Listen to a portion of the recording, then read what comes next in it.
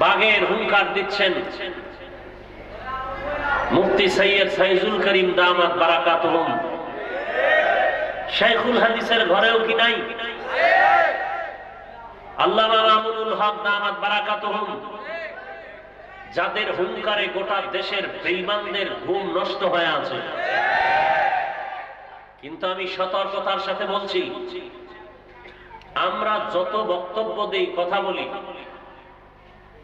আমরা এই দেশ মুসলিম দেশ, এই দেশ মুসলমানের দেশ, কিন্তু আমরা অন্য ধর্মাবলম্বী সংখ্যালঘু এদের উপরে আক্রমণমূলক কোনো কথা কখনো আমরা বলার চেষ্টা করি না। বলেন কেউ দাঁড়িয়ে দেখলো যে না, শাইখুল হাদিস নাই, মুফতি আমিনী নাই, বাইতুল মুকাররমের খতিব চরমনের হযরত নাই, কিন্তু এরপরও তারা দেখতেছে দেশের আনাচে কানাচে তাদের রুহানি সন্তানদের অভাব নাই।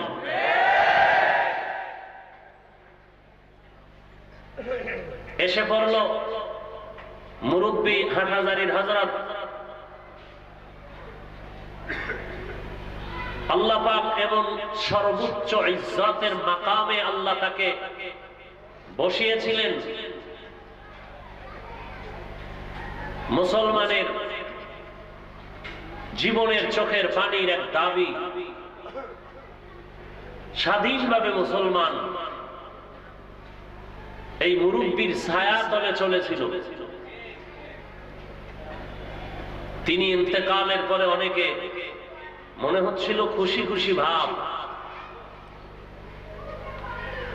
কিন্তু আমি বলতে চাই হাটহাজারীর হযরত সহ সব যদি আল্লাহ নিয়ে নেন, এরপরও নাস্তিকদের খুশি হওয়ার কিছু নাই, ইসলামের দুশমনের খুশি হওয়ার কোনো কারণ নাই। দিন হেফাজত আল্লাহ করবেন, আল্লাহ কুদরতি ভাবে করবেন, ফিরিস্তা দিয়ে করবেন। কোন বেঈমানের ক্ষমতা নাই ইসলামের আওয়াজকে বন্ধ করে দিবে।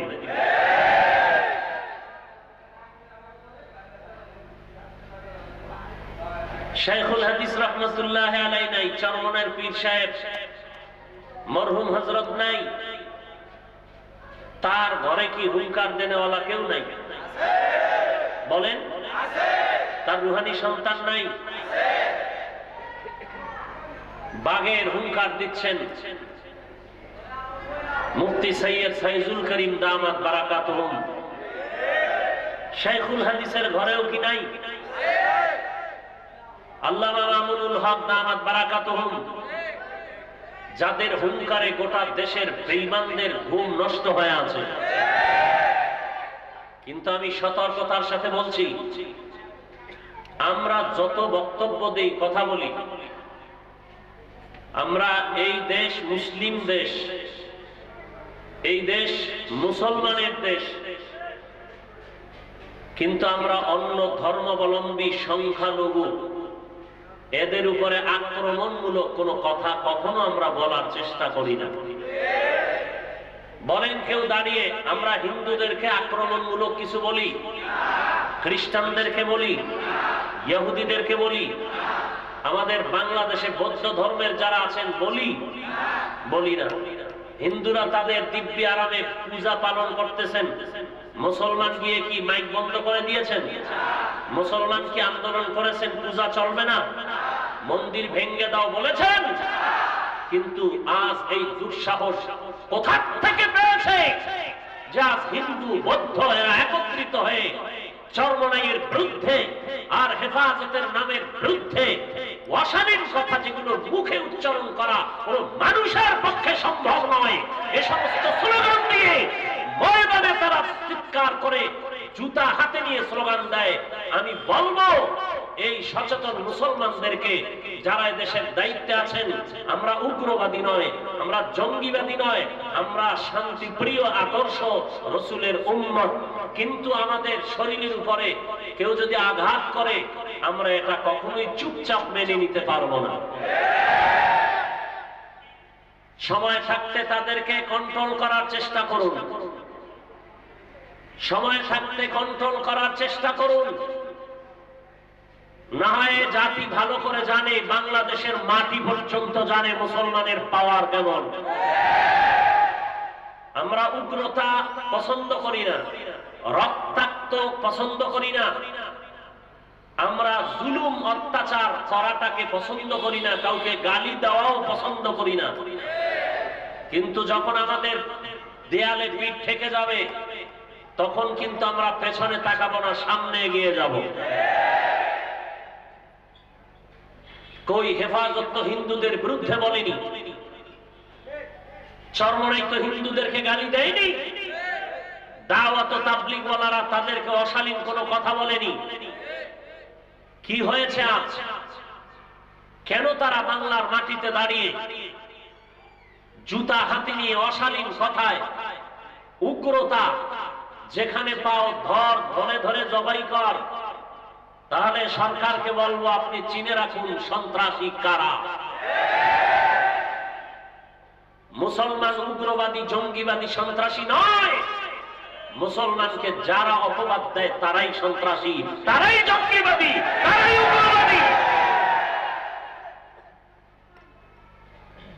পাশাপাশি আরেকটা কথা আমি না বললেই নয়, আমাদের আহলে হক মুসলমান উম্মত যারা হকের ঝান্ডা নিয়ে দিব্যি আরামে উঁচু কণ্ঠে কথা বলেন, আপনারাও ছোটখাটো বিভেদ ভুলে উম্মতের একতাবদ্ধতার প্রয়াস যথেষ্ট পরিমাণ সামনে চালু রাখেন।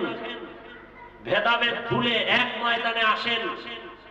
না হয় একটা জাতিকে ধ্বংস করার জন্য ওই জাতিকে দলে দলে বিভক্ত করা, এটাই একটা মূল ফর্মুলা একটা জাতিকে ধ্বংসের জন্য।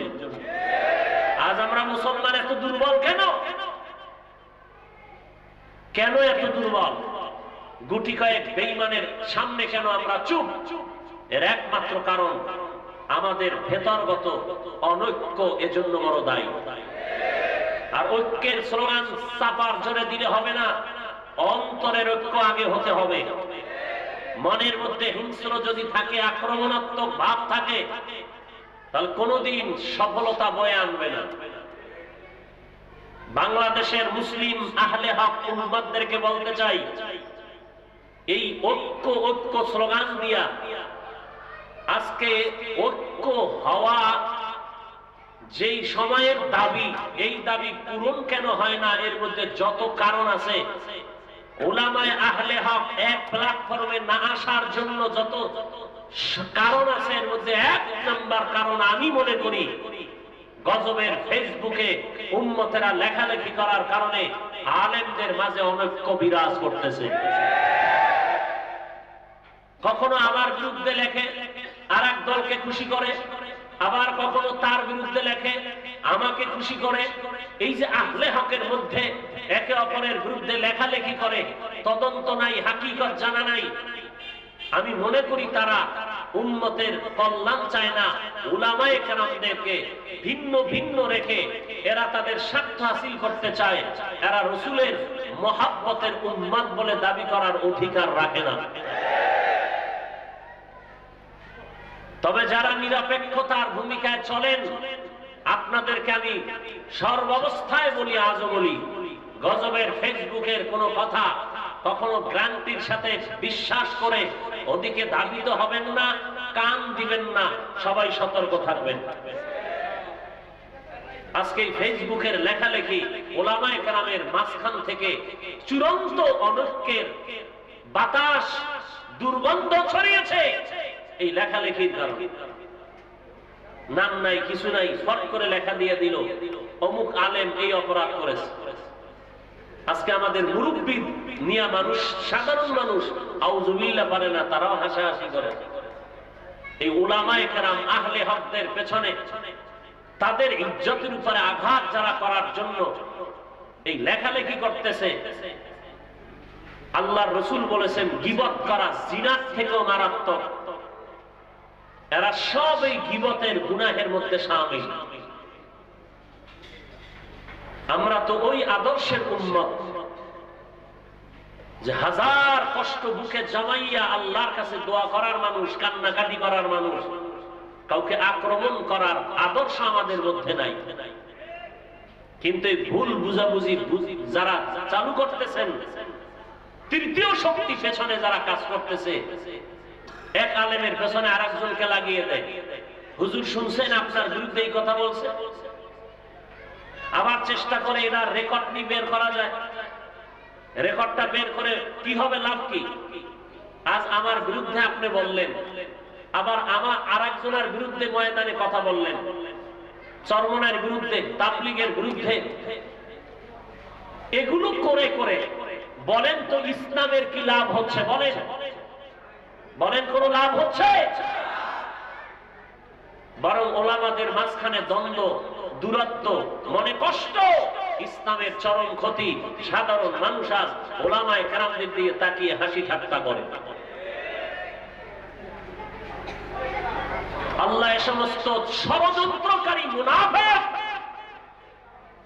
যারা আলেমদের বিপরীত লাইনে লেখালেখি করে, আলেমদের মাঝে অনৈক্য সৃষ্টি করে, গীবত শেখায়েত করে, ষড়যন্ত্রমূলক কথাবার্তা লিখে আলেমের ইজ্জত নষ্ট করতে চায়, আমি মনে করি এরা চূড়ান্ত মুনাফিকের রাস্তায় চলতেছে। আল্লাহ এই নেফাকিত থেকে গোটা জাতিকে হেফাজত করুন। আরো মহাব্বতে বলেন। আমরা কত সতর্ক হয়ে কথা বলি, 1 ঘন্টা, আধা ঘন্টা, 1.5 ঘন্টা বয়ানের ফাঁকে ফাঁকে বলতেই থাকি, ভাই কোন কথা যদি ভুল হয়ে থাকে মাফ করে দিবেন, আল্লাহ আমাদের মাফ করে দেন। এইভাবে বারবার বলার মানেটা কি? যে না, আমরা মানুষকে আক্রমণ করতে চাই না, 2-1টা কথা যদি বের হয়ে যায় আমরা ক্ষমা চাওয়ার মানে কি? আমরা সব মুসলমান এক ময়দানে থাকতে চাই। যদি এক ময়দানে থাকি, কোন বাতিলের ক্ষমতা নাই, চোখ খুলে কথা বলবো। অতএব এখন আর ঘুমিয়ে থাকার সময় নেই, সবাই সজাগ থাকুন এবং দিল খুলে দোয়া করুন। আহলে হক উলামায়ে কেরাম যেই লাইনে খেদমত করুক, পীর মুরিদির লাইনে হোক, জিহাদের লাইনে হোক, কোরআন সুন্নাহ রাসূলের তরিকায় যারা দাওয়াত ও তাবলীগের লাইনে হোক, মাদ্রাসার লাইনে হোক, যে যেইভাবে দ্বীনের খেদমত করে যাচ্ছেন, আমরা সহযোগিতা করব। অন্তত দোয়া করে সহযোগিতা করি। দোয়াটাও তো সহযোগিতা করা। আল্লাহর কাছে দোয়া করি, আল্লাহ সবাইকে দ্বীনের খাদেম হিসেবে ইখলাসের সাথে খেদমত করার তৌফিক দান করেন। আর যারা, আমি সব সময় গত বছরও বারবার বলেছি, আপনারা যারা আলেম না, যেই লাইনেই থাকেন, অন্তত আলেম যারা, তাদেরকে নিয়ে কোনো মন্তব্য করবেন না, মুখেও নয়, হাতেও নয়। আল্লাহ আছেন না, তো আপনার টেনশন কেন? দ্বীনের হেফাজত কে করবেন, তো আপনারা তো টেনশন কেন? অন্তত যারা আলেম না, আপনারা কখনো উলামায়ে কেরাম যে লাইনের হোক, তাদের বিষয় নিয়ে কোনো মন্তব্য, খারাপ কোনো মন্তব্য বলবেন না, লিখবেন না। পারবেন? ইনশাআল্লাহ পারবেন। আল্লাহ আপনাদের আমাদের কবুল করেন। আচ্ছা বলেন তো, আপনি বিরোধিতা করলে তাবলীগের ক্ষতি হবে? আপনি বিরুদ্ধে ফেসবুকে লেখলে চরমনের কি ক্ষতি হবে আপনার লেখায়? বলেন। কওমি মাদ্রাসার ক্ষতি হবে? তো আপনি লেখে কবিরা গুনাহ করে আপনার লাভ কি? কি লাভ আপনার?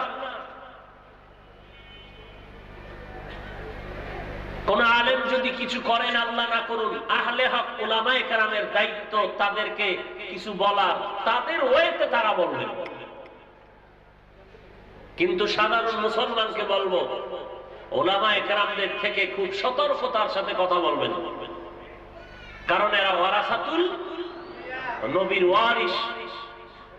এদের অনুসরণ রাসূলের অনুসরণ, রাসূলের অনুসরণই আল্লাহর মুহাব্বতের কারণ, আল্লাহর মুহাব্বত জান্নাতে যাওয়ার কারণ।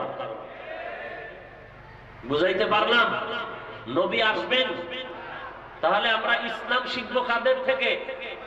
আহলে হক উলামায়ে কেরাম থেকে। কিন্তু কোন মুনাফিক যদি সেই আহলে হক উলামাদের বিষয় নিয়ে লেখালেখি করে উম্মতের মাঝে আলেমের ইজ্জতকে ছোট করতে চায়, সে আলেমের দুশমন। আলেমের দুশমন মানে রাসূলের দুশমন, ইসলামের দুশমন। এ সমস্ত নেফাকওয়ালা, নাপাক অন্তরওয়ালা উলামায়ে আহলে হকের দুশমন থেকে সকলেই সতর্ক থাকার চেষ্টা করবেন। পারবেন তো ইনশাআল্লাহ? আল্লাহ সবাইকে তৌফিক দান করেন। আরো মহব্বতে বলেন মানে এমন একটা দিন নাই উলামায়ে কেরামকে নিয়ে এক শ্রেণীর মানুষ তামাশা করে না, ঠাট্টা করে না, খেলা করে না। আজকে অমুক আলেমকে নিয়ে ট্রল করতেছে, ফেসবুক গরম বানাচ্ছে, কালকে আরেকজন আলেমকে নিয়ে। এটা উম্মতের কাজ, এটা আহলে বাতিলের কাজ, আহলে হকের কাজ নয়।